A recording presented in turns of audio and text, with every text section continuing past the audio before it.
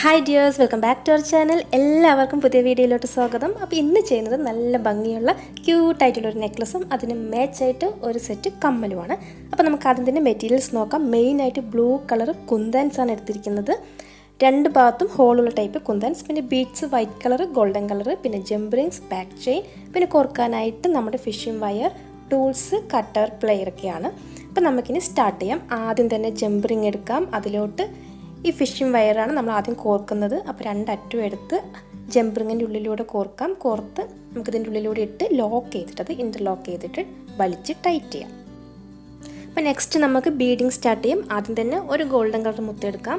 ഈ രണ്ട് നൂലും അതിൻ്റെ ഉള്ളിലൂടെ കോർത്ത് അത് കോമൺ ആയിട്ട് ഒരു മുത്ത് നമ്മൾ ആദ്യം കോർക്കുന്നു. അതിന് ശേഷമാണ് നമ്മൾ രണ്ട് വയറിലും വേറെ വേറെ ആയിട്ട് കോർക്കുന്നത്. അപ്പോൾ ഒരു ലെയറിൽ ഗോൾഡൻ കളർ മുത്തും മറ്റേ ലെയറിൽ വൈറ്റ് കളർ മുത്തും കോർക്കുന്നു. പിന്നെ ഈ കുന്താൻ എടുത്തിട്ട് രണ്ട് സൈഡിൽ ഹോൾ ഉള്ളത് കൊണ്ട് നമ്മൾ രണ്ട് വയറും ഒന്ന് മുകളിലും ഒന്നും താഴെയായിട്ടും കോർക്കുന്നു. അതാണ് പ്രൊസീജിയർ.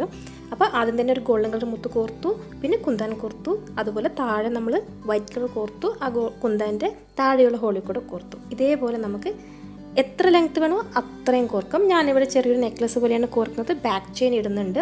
ബാക്ക് ചെയിൻ ഇല്ലെങ്കിൽ ബാക്ക് ത്രെഡ് വേണമെങ്കിൽ യൂസ് ചെയ്യാം. ഇനി അതും അല്ലെങ്കിൽ ബാക്ക് ചെയിന് പകരമായിട്ട് പ്ലെയിൻ ഈ വൈറ്റ് കളർ മുത്ത് മാത്രം കോർത്തിട്ട് ബാക്കിലോട്ട് വരുന്ന ഭാഗം ആ മാലയുടെ പോലെ ലെങ്ത്തിന് എത്ര വേണമെങ്കിലും അങ്ങനെയും കോർക്കാം.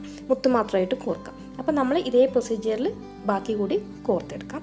അപ്പോൾ ഇവിടെ ഗോൾഡൻ കളറാണ് ഏറ്റവും മുകളിൽ വരുന്ന നൂലിൽ കോർക്കേണ്ടത്. താഴെ വരുന്നതിൽ വൈറ്റ് കളറും അത് മാത്രം മാറിപ്പോകാതെ കണ്ടിന്യൂസ് ആയിട്ട് നമുക്ക് മുഴുവനായിട്ട് കോർത്തെടുക്കാം.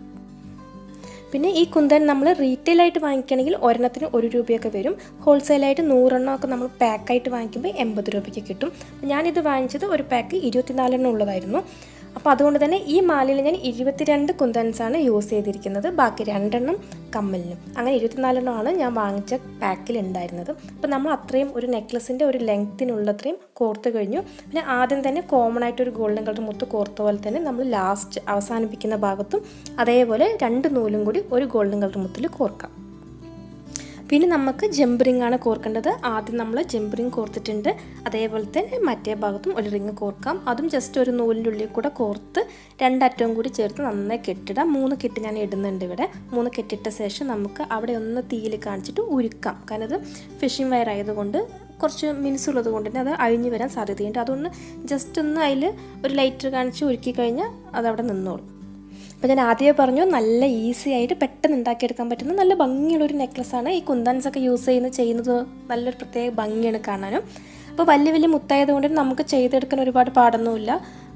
ഈസി ആയിട്ട് വേഗം കോർത്തെടുക്കാൻ പറ്റും. അപ്പോൾ എല്ലാവരും ട്രൈ ചെയ്ത് നോക്കണം. അപ്പോൾ നമ്മൾ ഈ ബാക്ക് ചെയിൻ കൂടി ഇതിൽ കോർക്കാം. ബാക്ക് ചെയിൻ ഇല്ലെങ്കിൽ ബാക്ക് ത്രെഡ് കോർക്കാം. അല്ലെങ്കിൽ ഞാൻ ആദ്യം പറഞ്ഞല്ലോ, മുത്ത് കൊണ്ട് തന്നെ നമുക്ക് എത്ര ലെങ്ത് വേണം അത്രയും ബാക്കിലോട്ട് കോർക്കും. അപ്പോൾ ഈ ജംപറിങ് കോർത്ത് തുടങ്ങുമ്പോൾ തന്നെ നമ്മൾ കുറച്ച് മുത്ത് കോർത്ത ശേഷം പിന്നെ ഈ ഡിസൈൻ കോർത്തിട്ട് വീണ്ടും മുത്ത് കോർത്തിട്ട് ലാസ്റ്റ് ജംപറിങ് കോർത്താൽ മതി. സാധാരണ മാലയിലൊക്കെ നമ്മൾ കൊക്കി വയ്ക്കുന്ന പോലെ നമുക്ക് ബാക്കി കൂടി അതുപോലെ ചെയ്തെടുക്കാം. അപ്പോൾ നമ്മുടെ നെക്ലസ് ഇട്ട് റെഡി ആയിട്ടുണ്ട്. ഇനി വേണ്ടത് നമുക്കിതിന് മാച്ചായിട്ടൊരു സെറ്റ് കമ്മൽ കൂടിയാണ്. അതുകൂടി നമുക്ക് ഉണ്ടാക്കിയെടുക്കാം. അതിനായിട്ട് ഇവിടെ ഒരു കുന്താനും ഒരു വൈറ്റ് കളർ മുത്ത്, ഒരു ഗോൾഡൻ കളർ മുത്ത്, പിന്നെ ഒരു ഹെഡ് പിന്നും ഐ പിന്നും ഹുക്കുമാണ് എടുത്തിരിക്കുന്നത്. അപ്പോൾ നോക്കാം.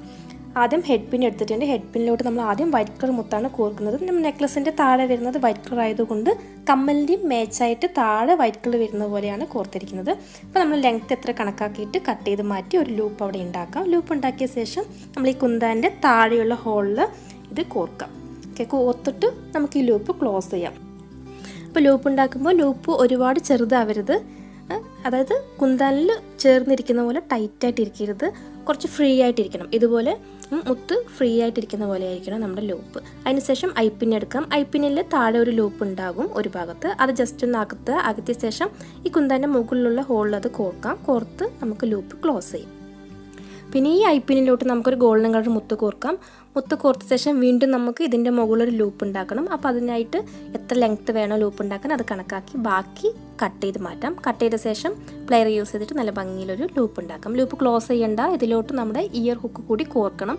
ഈ ലൂപ്പ് കുറച്ച് ഹാഫ് വളച്ച ശേഷം ഇയർ ഹുക്ക് കോർത്ത ശേഷം നമുക്ക് ലൂപ്പ് ക്ലോസ് ചെയ്യാം. അപ്പോൾ നമ്മുടെ കമ്മലും ഇവിടെ റെഡി ആയിട്ടുണ്ട്. അപ്പോൾ ഇതേപോലെ തന്നെ താഴെ ഒരു മുത്ത് കോർത്തതിന് പകരം ചെറിയ വൈറ്റ് കളർ മുത്തൊക്കെ ആണെങ്കിൽ 2 എണ്ണം 3 എണ്ണം എല്ലാം കോർത്തിട്ടും ചെയ്യാം. അതുപോലെ തന്നെ ഈ ഹുക്ക് ഇഷ്ടമില്ലെങ്കിൽ സ്റ്റഡ് യൂസ് ചെയ്യുന്നവർക്ക് ഈ ഹുക്കിന് പകരം സ്റ്റഡ് യൂസ് ചെയ്യാം. അതിനായിട്ട് ഈ പ്ലെയിൻ ബേസ് വാങ്ങിക്കാൻ കിട്ടും. അതിലോട്ട് ഹാഫ് ബീഡ് ഒട്ടിച്ചിട്ട് അങ്ങനെ സ്റ്റഡും നമുക്കിതിൽ യൂസ് ചെയ്യാം. സിമ്പിളായിട്ടുള്ളൊരു കമ്മലാണ്. അപ്പോൾ നെക്ലസും കമ്മലും ഇവിടെ ചെയ്ത് കഴിഞ്ഞു. അപ്പോൾ എല്ലാവരും ട്രൈ ചെയ്ത് നോക്കണം. അതുപോലെ തന്നെ വീഡിയോ ഇഷ്ടമായെങ്കിൽ എപ്പോഴും പറയുന്ന പോലെ തന്നെ ലൈക്ക് ചെയ്യാനും ഷെയർ ചെയ്യാനും കമൻറ്റ് ചെയ്യാനും മറക്കരുത്. നിങ്ങളുടെ സജഷൻസും ഒപ്പീനിയൻസ് എല്ലാം എഴുതി അറിയിക്കുക. പിന്നെ ചാനൽ ആദ്യമായിട്ട് കാണുന്നവരുണ്ടെങ്കിൽ ഇതുവരെ സബ്സ്ക്രൈബ് ചെയ്തിട്ടില്ലെങ്കിൽ ഒന്ന് സബ്സ്ക്രൈബ് ചെയ്യുക, സപ്പോർട്ട് ചെയ്യാം. അപ്പോൾ അടുത്ത വീഡിയോ ആയിട്ട് വരുന്നതായിരിക്കും. അതുവരെ എല്ലാവർക്കും ബൈ. താങ്ക്